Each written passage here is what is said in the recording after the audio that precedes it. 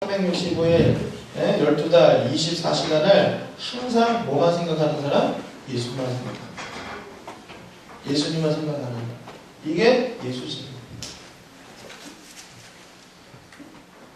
진짜 우리가 예수쟁이로 참 예수쟁이로 살아가면 적어도 여기 있는 이 공간에 있는 사람들이 모두가 다 일주일을 항상 예수쟁이로 살아간다면 이처럼 아름다운 공동체가 또 있을까요? 그렇죠? 예수쟁이들은 법을 몰라도 법을 지킵니다. 아멘. 왜 그럴까요? 양심에 또 하나님의 법에 저촉되는 일을 하지 않아요. 예수쟁이들은 하나님이 싫어하시는 거 하지 않아요. 그러니까 법을 몰라도 법을 그냥 지켜요. 삶이 그냥 법을 지키게 되는 거죠. 착하고 바르게 살아갈 수밖에 없어요. 참 예수쟁이들. 오늘날 참 예수쟁이가 아니라 가짜 예수쟁이들이 많다 보니까 이게 세상이 어렵고 또 교회마다 어려움을 겪고 또 교인이라는 사람들한테 시험 드는 일이 생기는 거지. 진짜 우리가 바울의 말대로 우리가 복음을 듣고 하나님의 말씀과 지혜로 잘 가르침 받아서 훈련되어져서 참 예수쟁이로 날마다 변화된다면 세상 아마 변화될 겁니다. 우리로 인하여 변화될 수밖에 없습니다. 아멘. 이게 예수쟁이, 참 예수쟁이가 되는데, 자, 이 일에 대해서 바울은 뭐 한다고 그랬어요? 힘을 다하여 수고한다. 힘을 다하여 수고한다. 이 표현 안에는 정말 말할 수 없는 땀과 눈물과 수고가 담겨져 있습니다. 그리고 힘을 다하여 수고한다라는 이 단어, 인내라는 단어가 직접적으로 나오지 않지만 정말 전심전력 힘을 다하여 수고하는 가운데는 사람을 길러내는데 참 예수쟁이를 만드는 데 있어서 인내라는 것은 반드시 동반하게 되어 있다. 인내 없이는 사람이 세워지지 않고 만들어지지 않고 예수쟁이가 되지 않는다. 여러분, 사람 하나 키우는 것이 얼마나 힘든 줄 아십니까? 한국 속담에 이런 얘기가 있습니다. 머리 검은 짐승은 거두는 게 아니다. 이게 뭔 말입니까? 사람이 화장실 들어갈 때가 다르고 나올 때가 다르다는 거죠. 네. 이 말은 무슨 말이냐? 사람의 마음이 조석지변으로 변한다는 거예요. 항상 수치로 변한다는 거예요. 그러니까 어떤 사람한테 내가 이제 누구를 예를 들어서 이재현 전사님을 내가 거뒀어요. 예를 들어서 갖고도 없는 방황하는 인생을 거두었어요. 머리 검은 짐승을 거두었어요. 그런데 여기서 이제 해서 갖고는 없었는데 목사님 저를 받아주셔서 고맙습니다. 감사합니다. 그러다가 이제 살만하니까 나중에 뒤통수 치고 나가는 거예요. 이게 이전 세상이 그렇다는 게 아니라 예를 들어서 하는 얘기입니다. 예는 예일 뿐 오해하지 마십시오. 자, 아무튼 사람 마음이 이렇게 은혜를 입을 때는 그분을 위해서 충성을 다할 것 같은데 그런데 막상 이제 자기가 살만하게 되면 그러면 그 다음부터 어떻게 되느냐? 뒤통수 치는 거예요. 자기 이익과 관련해서. 영국의 헨리 8세라는 그 국왕이 있는데 그 국왕한테는 아주 유능한 세 명의 그 신하가 있었습니다. 한 사람은 울지 추기경이라는 사람이 있었고 대법관을 지낸 울지 추기경이라는 사람이 있었고 그 다음에 토마스 무, 유토피아라는 책을 쓴 토마스 무어라는 사람이 있고 그 다음에 세 번째 크로멘이라고 혹시 들어보셨는지 모르겠는데 여러분이 알고 있는 청교도 수장 크로멜 장군을 말하는 게 아니라 그 전때 사람인데 토마스 크로멜이라는 사람이 있습니다. 이 세 사람이 헨리 8세 그 영국 국왕의 오르파 역할을 했던 사람인데 셋 다 나중에 어떻게 됐냐면 비참한 최후를 맞았습니다. 그런데 이 울지 추기경이 하급 관리였던 토마스 크로멜을 자기가 추천을 해서 참 당신은 똑똑하고 여기서 썩기가 그렇다. 그래서 왕에게 축대를 해줘서 높은 자리에 올라가게끔 해줬습니다. 누구의 은혜를 입었어요? 울지 추기경의 은혜를 입었습니다. 근데 나중에 울지 추기경이 정치적으로 고립되면서 결국은 왕한테 미움을 받아가지고 결국은 나중에 죽게 되는데 그 죽게 되게끔 그 사람을 그러니까 울지 추기경이 어려운 순간 이 크로멜한테 편지를 보내서 나를 좀 살려달라고 왕한테 좀 잘 얘기해달라 라고 얘기하는데 그걸 알았다고 해놓고 오히려 울지 추기경이 죽게끔 더 공작을 피워가지고 결국 그 울지 추기경이 죽게 되었습니다. 이게 바로 머리 검은 짐승은 거두면 안 된다 하는 예 중에 하나. 근데 또 한편 다른 우리 한국 속담에 이제 그런 말이지만 또 우리 사자성어에 보면 결초보은이라는 게 있어요. 결초보은이 뭔지 아시죠? 네, 몰라요? 학생들 알아요? 춘추 전국 중국의 춘추 시대에 진나라 사람 위무자라는 사람이 있어요. 이 위무자라는 사람이 병이 들었는데 아들 위가한테 내가 죽으면 첩이 있었는데 첩의 이름이 조입니다. 이 조인을 개가시켜서 새로 시집을 보내서 순장을 면해달라 이렇게 말했습니다. 당시 시대의 풍습은 한 그 사람이 죽으면 그 사람 식솔들 하인들까지 다 산채로 무덤에 그냥 파묻어버리는 그런 순장이라는 아주 안 좋은 제도가 있었습니다.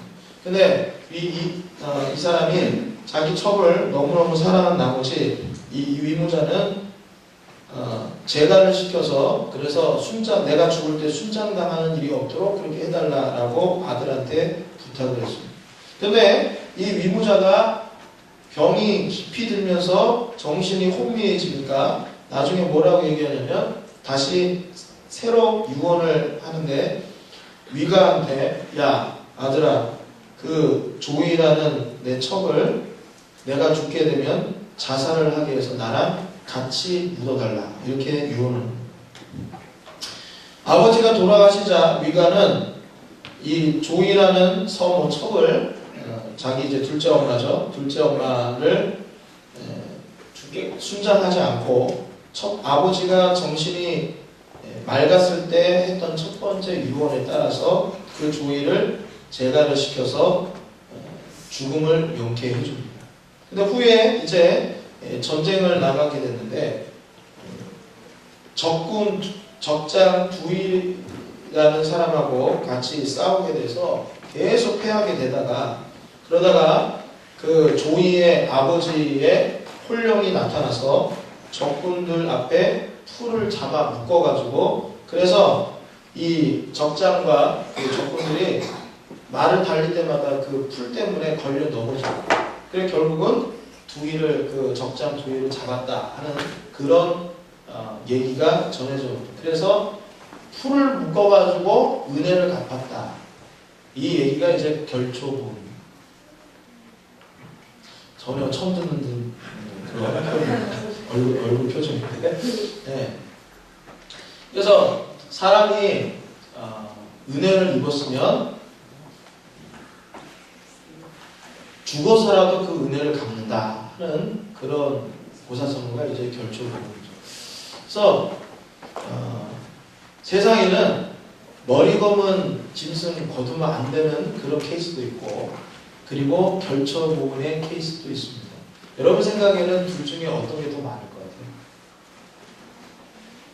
네? 결처보은의 사례, 은혜를 갚는 사례가 더 많을 것 같아요? 아니면 머리 검은 짐승 거두는 게 아니다 그 말처럼 은혜를 원수로 갚는 사람이 더 많을 것 같아요? 은혜를 원수로 갚는 게 더 많은 것 같아요? 네. 제가 생각해도 그런 것 같습니다. 세상에. 왜냐면 사람 보니까 그래요. 은혜를 정말 은혜로 갚는 사람보다는 은혜를 받고 잊어버리는 경우가 더 많아요. 더 많고 또 성경에서도 보면 하나님의 그 무한하신 은혜를 입은 사람들이 금방 은혜를 잊어버리고 하나님을 배신하는 그런 모습을 우리는 이스라엘 백성들의 모습을 통해서 구약 성경을 통해서 많이 보게 됩니다. 그러면 보면 사람의 이 죄성이 망각과 배은망덕의 이런 죄성을 누구나 이렇게 대부분 가지고 있는 것 같아요. 자, 그러다 보니까 이런 일들 겪다 보니까 사람을 키운다는 거야. 이게 쉬운 게 아닙니다. 사람을 키운다. 시역을 키운다. 시역을 키운다. 여진을 키운다. 지들이 알아서 잘 자라는 것 같지만 실은 아버지나 또는 교회 누구 선생님이나 또 뭔가 어떤 앞에서 끌어주는 그 멘토 또는 후배님들 이런 사람들을 통해서 얘네들이 이제 성장해서 자란단 말이죠. 그 자라는 데 있어서 나중에 이제 그 잘난 척 하는 사람들은 자기가 다 잘나가지고 자기 혼자 자수성가해서 자기가 잘 돼서 그렇게 하는 것 같은데 실은 누군가로부터 은혜를 입고 도움을 입고 또 무엇보다도 하나님의 도우심이 있었기 때문에 우리가 이 정도까지 올라왔다는 것을 우리가 알아야 되는데 많은 경우 그걸 잊어버리는 경우가 많죠. 은혜를 입는 사람들이 많기 때문에 사람을 키운다는 게 참 이게 어려운 것 같아요. 이게 보람이 없잖아요. 아까도 제가 예를 들면 이재현 사님 내가 거두었는데 나중에 뒤통수 치고 나가면 이거 예언이 아니라 예를 들어서 그렇게 되면 굉장히 그동안 내가 저 녀석한테 그동안 시간들이고 공들이고 했던 그게 다 뭐냐 해가지고 낙심하게 되잖아요. 사람이 이렇게 내가 정말 마음을 다해서 도움을 주고 정말 사랑을 주고 했는데 거기에 반대되는 그러한 결과들이 나한테 던져져 올 때 그때 참 많은 경우 상처를 입고 그것 때문에 낙심이 돼서 나중에는 사람을 키워야 되겠다 하는 그런 생각을 잘 갖기가 쉽지가 않게 되는 거예요. 그래서 사람 키우는 게 참 어렵다. 정말 보통의 노력과 인내심 아니면 정말 불가능하지 않을까. 사람이 사람을 키운다는 게 이게 그런 생각을 해봅니다. 예수님의 생애도 보면요. 예수님이 공생애 3년 동안 하신 걸 보면 그분은 물론 복음을 전하며 눌린 자들을 자유케 하시는 일을 했어요. 그런데 정말 중요한 사역은 그분은 12명의 제자를 키우셨다는 것입니다. 예수님은 제자들과 숙식을 같이 했습니다. 먹고 마시고 자고 같이 지내셨습니다. 3년 동안. 그렇게 가까이에서 모든 것을 보이셨고 그리고 모든 것을 모범으로 보이신 예수님은 제자들이 자기처럼 당신처럼 되기를 원하셨습니다. 그러나 여러분 제자들은 어떠했습니까? 한 사람은 배반해서 스승을 죽음으로 몰아갔습니다. 또 수제자라고 하는 사람은 결정적인 순간 스승을 모른다고 3번이나 부인했습니다. 또 어떤 제자는 예수님이 잡혀가시던 날 너무 놀라가지고 알몸으로 혼비백산 도망을 쳤습니다. 예수님이 십자가에 달려 돌아가실 때 예수님의 곁을 지킨 사람들은 제자들은 없었고 여인들이 예수님을 지켰습니다. 한 사람 지켰던 사람 요한사도는 그 예수님의 어머니 마리아와 다른 여인들과 함께 예수님 십자가에 달렸을 때 그 밑에서 예수님과 대화하는 그 장면이 성경에 나오는데 그 외에 나머지 제자들 다 도망갔어요. 이렇게 제자들의 모습은 무던하고 어리석고 비겁하기까지 했습니다. 예수님의 그 사람 키우고 제자 세우는 그런 사역이 결코 성공적이지 못했던 것 같았습니다. 그러나 예수님은 끝까지 제자들에 대해서 참으셨습니다. 예수님은 제자들에 대해서 화내지 않으셨습니다. 그리고 인내하고 그들이 온전히 설 때까지 기다리셨습니다. 결국 예수님이 심어 놓으셨던 그 씨앗은 승천하신 후에 오순절 마가의 다락방 성령 강림 사건 이후에 열매로 거두어지기 시작했습니다. 제자들이 달라졌죠. 여러분 사람 하나 키우는데 엄청난 에너지가 들어갑니다. 또 돈도 들어갑니다. 그리고 누군가의 피땀과 헌신이 들어갑니다. 희생이 들어갑니다. 희생 없이는 전혀 아이들을 우리가 사람을 키울 수가 없습니다. 여러분 우리 수경이 수민인데 수라 자매가 수라 엄마가 엄마 수라 씨가 얘네들을 정말 그 카톡에다가 애들 두 사진 이렇게 올려놓고 프로필에다가 내 피로 회복제 이렇게 써놨더라고요. 그렇죠. 애들 보면 피로 회복제로 힘들고 어려울 때도 애들 보면 그냥 위로가 되고 피로가 싹 가시고 그죠. 근데 이제 애들 키우는데 나 아직 젊고 아니 수라씨가 나는 아직 젊고 나는 정김 전사님하고 동갑인데 나는 왜 일찍 이렇게 결혼해가지고 애들 이렇게 나가지고 젊어서부터 이렇게 고생하냐 그런 생각이 막 저주 들어가지고 애들 저 어린 애들 키울 생각도 안 하고 밥 달라는데 밥도 안 주고 옷도 그냥 거지같이 입히고 막 그런다고 생각을 해보세요. 애들이 잘 크겠나. 그죠? 그러니까 자 수라씨 보면은 그 젊은 사람인데 참 악착같이 억척같이 그렇게 살면서 자꾸 쳐다봐 민망하게. 그래서 참 보기가 좋아요. 가정을 위해서 정말 희생할 아마 제가 희생이라 표현했지만 희생이라는 단어 자체에 대해서 거부할지도 몰라요. 말을 안 해서 그렇지. 나는 그것을 희생이라 생각하지 않는다. 아마 그럴 거예요.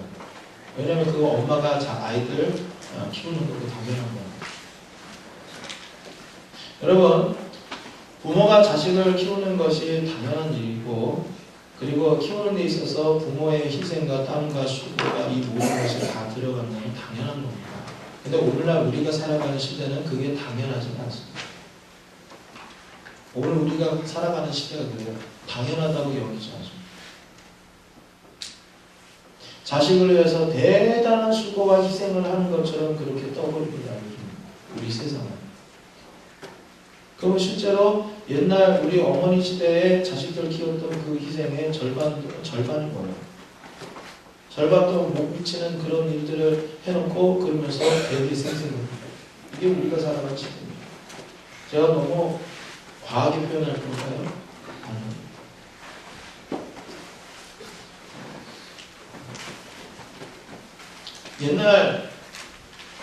옛날 우리 어머니 시대에서는 자식을 위해서라면 무엇이든지 어떤 것이든지 감수하는 게 우리들의 어머니였어요.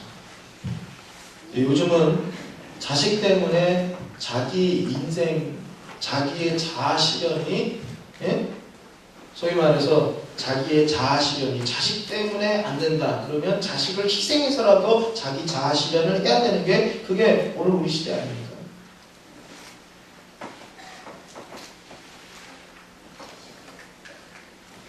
세상이 이렇다 보니까 사람 키우는 게 더 어렵습니다. 여러분 부모가 자식을 키우는 게 이게 당연한 것이고 이게 하나님의 원리고 이게 천륜이고 이런데 부모가 자식을 키우는 데 있어서 희생하고 하는 이 모든 에너지 들어가는 이 부분에 대해서 이거를 싫어하고 이것을 힘들어하고 이걸 귀찮아하는 세상에 지금 우리가 살아가고 있단 말이에요.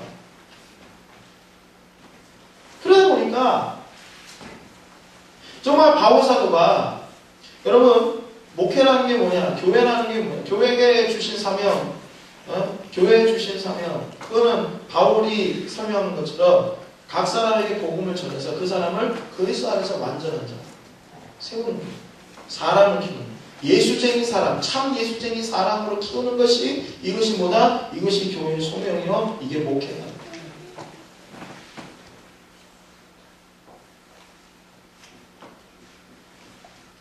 오늘날 우리가 살아가는 세상이 이렇다 보니까 한 사람을 예수 믿게 돼서 이 사람이 예수 믿게 돼서 이 사람이 정말 그리스도 안에서 말씀을 배우고 또 공동체의 이 생활을 통해서 사랑을 주고 받으면서 이 사람이 정말 그리스도 안에서 완전한 자로 되는 참 예수쟁이가 되는 이 일이 굉장히 버겁게 느껴지는 거예요.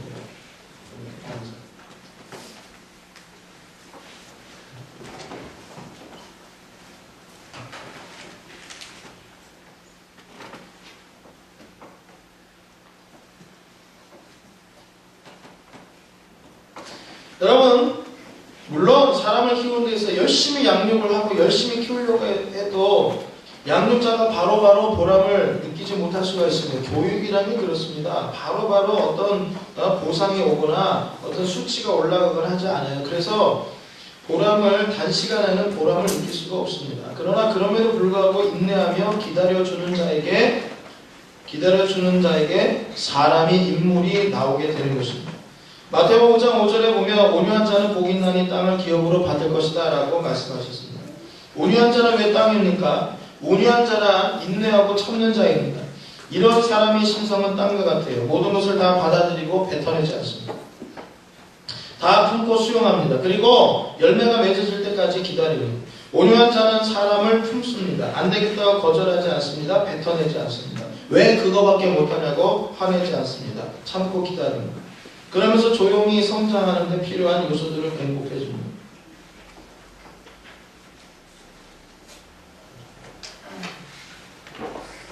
사람을 키우는 것, 사람을 만드는 것은 인내예요.